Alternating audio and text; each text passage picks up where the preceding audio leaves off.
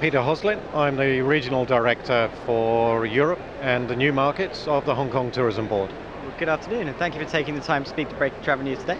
We're here on the final day of ITB Berlin 2016. How's the show gone for you this year?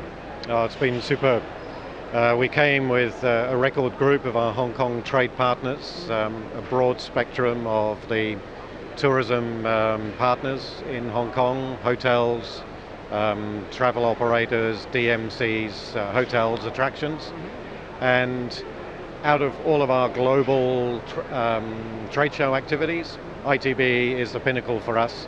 Works well, it's targeted, qualified people that our partners can meet with, and it's important for us to be talking more specifically to the German market. Very important to us. And how important is Germany and Europe more generally as a source market for the destination? Well, Europe has a special attraction to Hong Kong out of the fact of the long relationship with the UK. The UK is one of our larger markets. It's the biggest market out of Europe. Germany, very important, slightly smaller. France, slightly smaller again. These are the three major markets for us out of Europe, and they're fundamental, very important. Not only in visitor numbers, but also in the quality of the visitors, if you like, and that they tend to stay longer with us in Hong Kong than some of our shorter haul markets.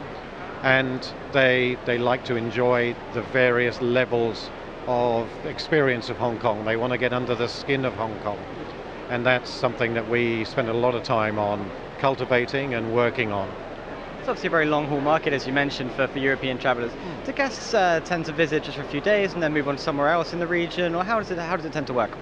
Yes, I mean, we see that, Hong Kong is a city destination, and when people are doing long haul, they often want to add other experiences.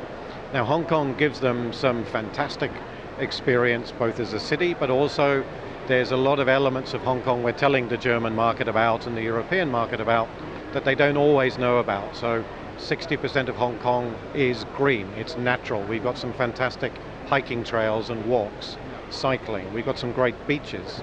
So all of that's available, and it adds to the ability to have a longer stay. But you're right, there's a big component that also want to add extra components to their trip. We're very close to the Pearl River Delta of China, Macau, Guangdong province, Shenzhen.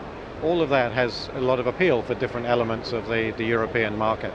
Macau in particular is an exciting and fun 1 hour ferry ride away to a very cultural destination very nearby.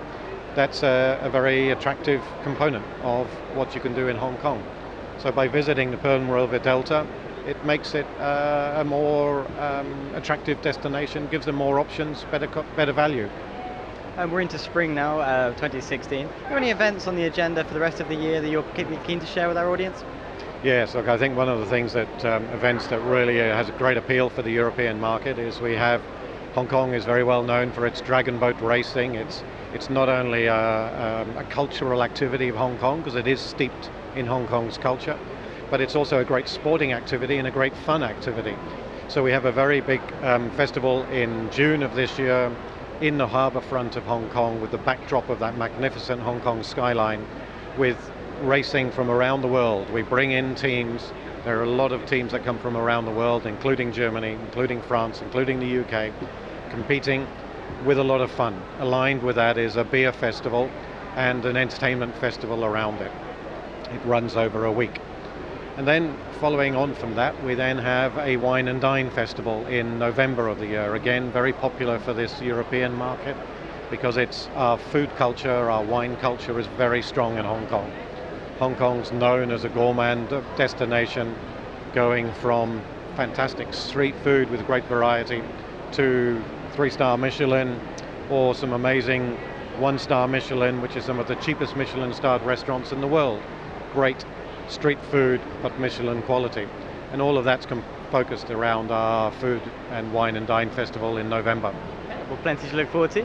I can see it's still quite busy behind you, so I'll let you go back to the show, and thank you very much for talking to us. Thanks very much for coming. Appreciate it.